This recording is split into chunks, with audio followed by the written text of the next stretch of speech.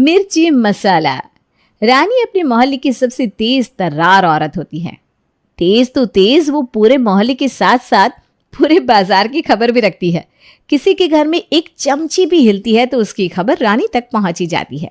एक रोज वो अपनी बालकनी में बैठी चिड़ियों को दाना दे रही थी। उसी वक्त उसकी नजर एक बाइक पर बैठे लड़के पर पड़ती है। तभी वो शेखर को आवाज देकर बुलाती है और कहती है, ये काली गंजी में लड़का हमारे मोहल्ले में क्या कर रहा है? बहुत देर से बाइक पर बैठा किसी से बात कर रहा है। मुझे तो लग रहा है कुछ चक्कर है। मुझे भी कुछ ऐसा ही लग रहा है। बार बार वो गली की ओर देख रहा है। लगता है किसी लड़की के साथ भागने का प्लान चल रहा है। तभी वहां रानी की बेटी रिंकू आती है और वो बाइक पर बैठे लड़के को देखकर कहती है, आप दोनों उसकी बात कर रहे हो क्या?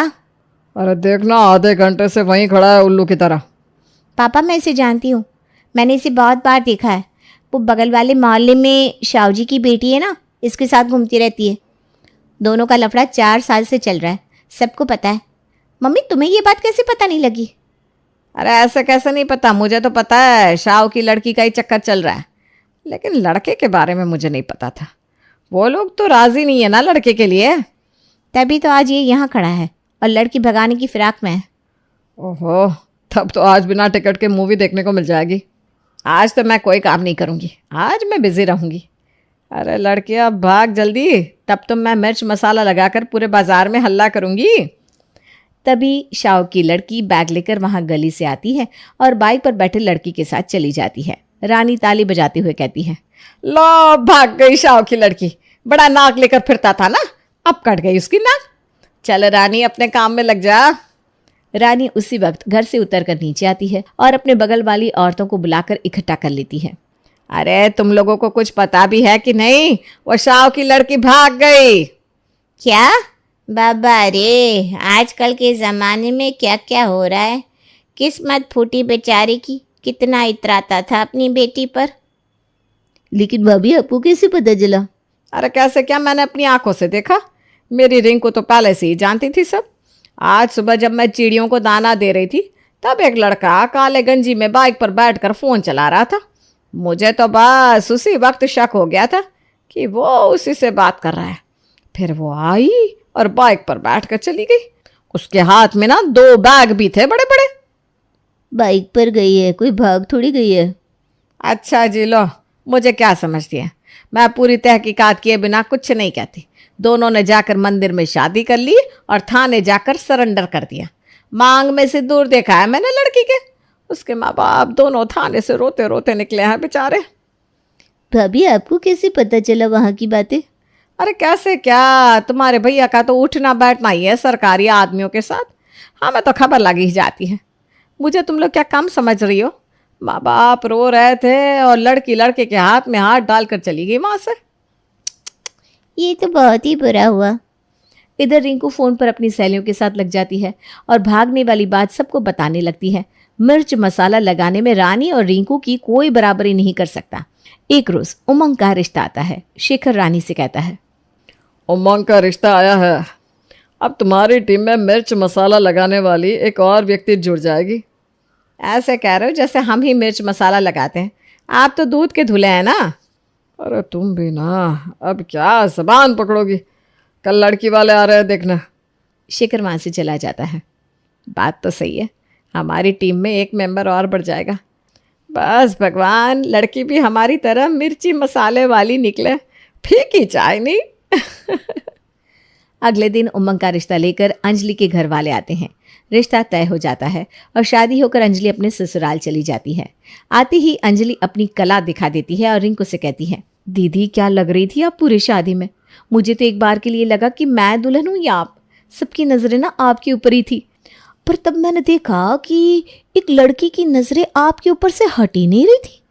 मैंने तो सुना है कि वो जादू टोना भी करती हैं, इसीलिए ना सबसे पहले मम्मी जी मेरी नहीं दीदी की नज़र उतारिए। रिंकू और रानी एक दूसरे को देखने लगती है और धीरे से कहती है, मम्मी ये तो जैसे हमने सोचा था उससे भी तेज़ है।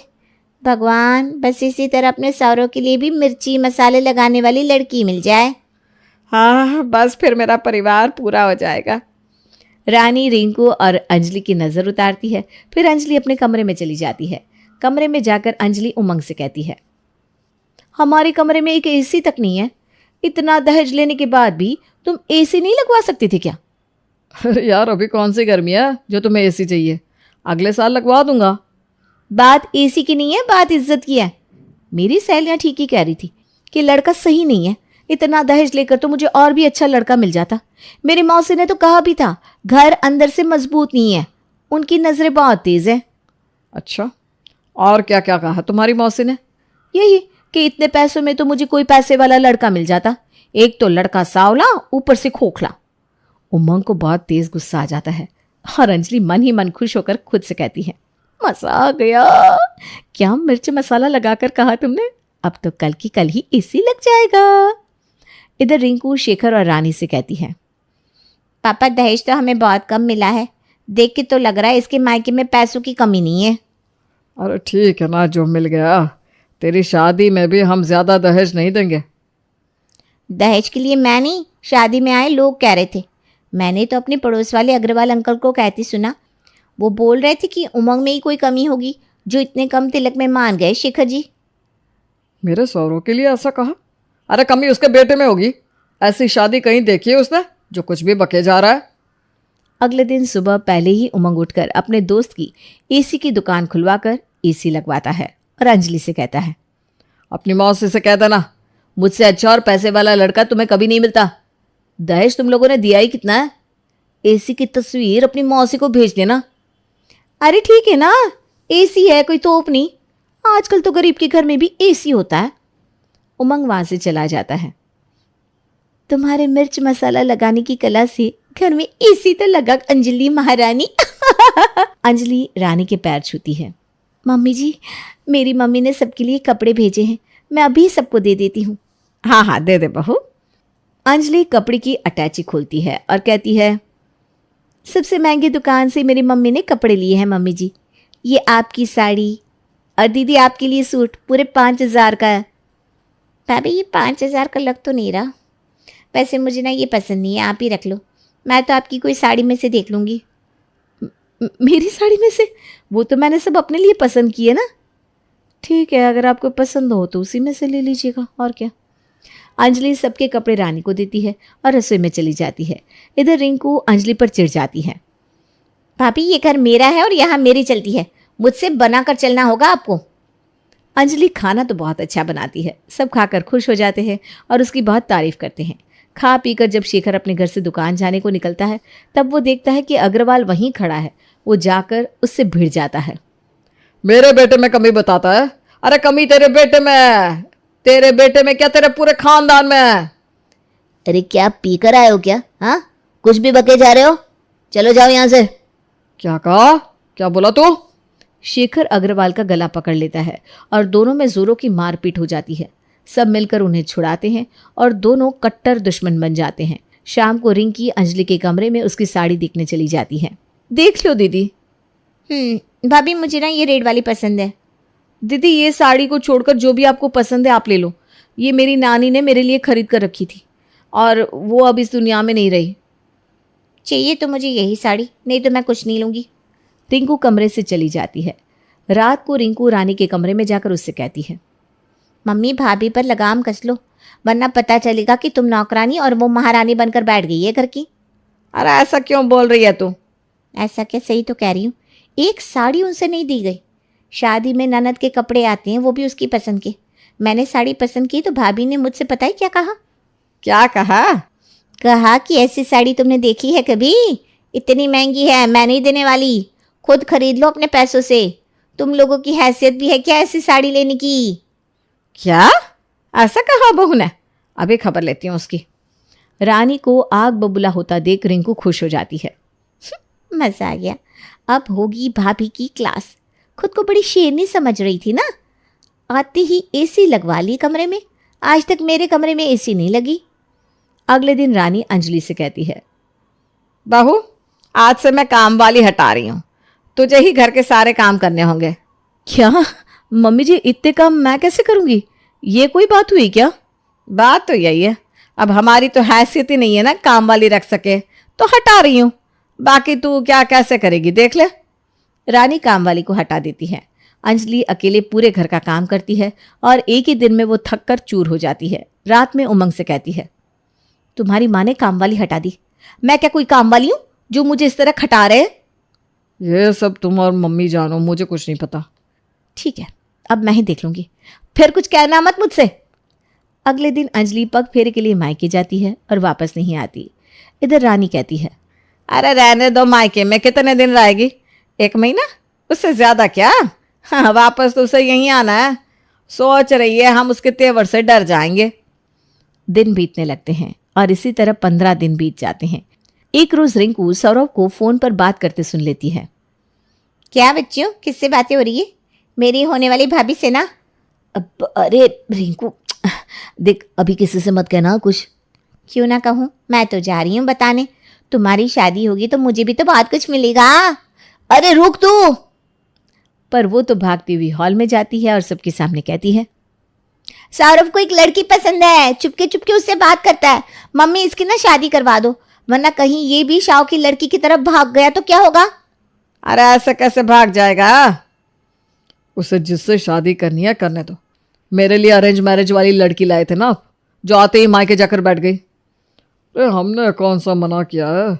सौरभ, लड़की के माँ बाप से मेरी बात करवाओ, अगले महीने ही तेरी शादी करवा देता हूँ। सौरभ शिवानी के घर वालों से शेखर की बात करवाता है।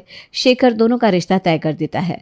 उधर अंजलि को सौरभ की शादी की खबर लगती है और उसकी माँ कहती है, बेटा अब तो तेरी देवरानी आ जाएगी, तुझे काम नहीं करना पड़ेगा। अब अपने ससुराल चली जा बेटा। हाँ मम्मी जाऊंगी ही, लेकिन शादी के ठीक 15 दिन पहले, जब मम्मी जी खाना बनाने वाली रख लेगी।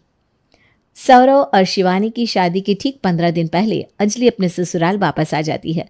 अचानक से अंजलि को देखकर सबके मुंह बन जाते हैं। रिंकू ताना देते हुए कहती है, लाड की बुद्धू घर को आए। दीदी दहेज देकर शादी की है, अब इस घर पर मेरा भी हक है। अंजलि अपने कमरे में चली जाती है। रिंकू सबसे कहती है, भैया देख लिया महारानी के तेवर, पता नहीं कब तक चलने देगी ये मम्मी की। इसकी अकल तो शिवानी ही ठिकाने लगा देगी। अंजलि आराम से रहने लगती है। देखते ही देखते शिवानी और सौरभ की शादी का दिन आ जाता है और दोनों की शादी बहुत अच्छे से हो जाती है। शिवानी बहुत सारा दहेज साथ में लेकर आती है। ये देखकर रानी की आंखें फट जाती है। छोटी बहू, तुम जाकर आराम करो, थक गई होगी ना? जी मम्मी जी, लेकिन सबके लिए गिफ्ट लाई हूँ, वो दे दूँ पहले? हाँ दे दे बेटा। शिवानी सबको महंगे महंगे गिफ्ट देती है और अंजलि के लिए सबसे सुंदर साड़ी लाती है। भाभी ये आपके लिए, कैसी लगी आपको? अरे छुट्टी बहुत सुंदर है। देख, यहाँ हम दोनों जिठानी देवरानी नहीं, बहनें हैं, यही समझकर हम साथ रहेंगे। जी भाभी। रिंकू सोचती है, इन दोनों में बननी नहीं चाहिए, ऐसी नमक मिर्ची लगाऊंगी कि दोनों एक दूसरे से जलने लगेंगी। अगले दिन शिवानी उठकर अंजलि के पैर छूती है। भाभी आज आपकी छुट्टी, खाना मैं बनाऊंगी। अरे मैं भी तेरी मदद करवाती हूँ ना। देवरानी जिठानी साथ में मिलकर खाना बनाती है और सबको परोसती है। खाना खाकर सब शिवानी की बहुत तारीफ करते हैं और उसे नेक भी देते हैं। मैंने अकेले नहीं, भाभी ने साथ मिलकर खाना बनाया है, तो नेक में भी उनका बराबर का हक होना चाहिए ना। अरे छुट्टी तू भी ना, मैंने तो बस तेरी हेल्प की थी, बाकी सब तो तू नहीं किया है, नेक तू रख ले। सब कुछ अच्छा चलने लगता है। उमंग और अंजलि के बीच में भी सब सही हो जाता है। अंजलि और शिवानी मिलकर खाना बनाती। एक रोज रिंकू शिवानी को अकेले पाकर उससे कहती है, भाभी एक बात कहूँ आपसे, आप ना बहुत सीधी हो। अरे ऐसा नहीं है दीदी। अरे सच में भाभी आप सीधी हो, तभी तो अंजलि भाभी आपका फ़ायदा उठाती हैं। ये क्या कह रही हो? आपको पता भी है क्या, वो आपकी पहली रसोई में भाभी ने आपके सामने आपकी तारीफ की और पीठ पीछे कहती है सारा खाना तो मैंने बनाया, शिवानी को तो कुछ आता भी नहीं है, लव मैरिज के कारण उसकी शादी हो गई, वरना कंवारी ही रहती। नहीं नहीं भाभी, ऐसा नहीं कह सकती। ठीक है, मुझे क्या है, आपको नहीं मानना है तो मत मानो। शिवानी का मुंह उतर जाता है और वो सोच में पड़ जाती है। इधर रिंकू अंजलि के पास जाकर कहती है, भाभी आप इस घर की बड़ी बहू हो तो आप बड़ी की तरह रहो ना। अरे क्या बड़ा क्या छोटा, आप तो ऐसा सोचती हो। और शिवानी भाभी कहती है कि आप उनसे चिपकती हो क्योंकि वो पैसे वाले घर से है ना, और दहेज भी बहुत लेकर आई हैं। अरे मैं क्यों उससे चिपकने लगी? वैसे मुझे ना शिवानी भाभी पसंद ही नहीं है, पता नहीं भैया क्या देखकर उसके प्यार में पड़ गए। पूरे घर की चुगली करती हैं अपने मायके में, खास करके आपकी। क्या? और नहीं तो क्या, जब देखो कहती है आप घर छोड़कर चली गई थी, जैसे ही आपको उनके बारे में पता चला तो आप मुंह उठाकर आ गई। अब अंजलि का दिमाग गर्म हो जाता है और वो उसी वक्त शिवानी के कमरे में उससे लड़ने चली जाती है। दोनों में बहस होने लगती है और जोर जोर से आवाज आने लगती है। भाभी आप मेरे ऊपर इल्जाम नहीं लगा सकती, खुद तो आपके और आपके पति के बीच बनती नहीं। मैं तुम्हारी तरह लव मैरिज करके नहीं आई हूं, मुझे मत सिखाओ। आवाज से घर के सभी लोग इकट्ठा हो जाते हैं और सौरव कहता है, शिवानी ये सब क्या है? मुझसे क्या, अपनी प्यारी भाभी से पूछो ना। अपनी बीवी को समझाओ, मेरे बारे में कुछ ना कहे। मैंने कुछ नहीं कहा, आप ही ने सबसे कहा कि मुझे खाना बनाना नहीं आता। अरे लेकिन मैंने तो ऐसा कुछ कहा ही नहीं। सौरव रिंकी की आदत को अच्छे से जानता है। ये सब सुनकर वो समझ जाता है। भाभी भाभी एक मिनट, ये सब आपसे किसने कहा? दीदी ने। ये सब भाभी ने कहा है तुम्हारे लिए, ऐसा तुमसे किसने कहा शिवानी? दीदी ने। अब भी तुम दोनों को कुछ समझ में नहीं आया? ये सब रिंकू का किया धरा है। वह हर बात को नमक मिर्च लगाकर कहती है और बात को पूरी तरह बदल देती है। उसी की हरकतों के कारण पापा और अग्रवाल अंकल की दुश्मनी हो गई। अब तक इस घर में जो भी हुआ उसी के कारण हुआ है। सब रिंकू की ओर देखने लगते हैं और अंजलि शिवानी से कहती है, दीदी अब ना आप अपने ससुराल में नमक मिर्च लगाकर आग लगाना। दीदी की शादी महीने भर में ही कर दो, वरना मैं और भाभी चले जाएंगे अपने अपने मायके। इतना नमक मिर्च तो मैंने कभी मोहल्ले की बातों में भी नहीं लगाया रिंकू। तुमने अपने घर में ही मिर्ची लगाकर आग लगा दी। अब तो तू इस घर से विदाई हो जा भाई, इससे मैं सबकी भलाई है। सबकी आंखें खुल जाती है, रिंकू की शादी हो जाती है और अब सब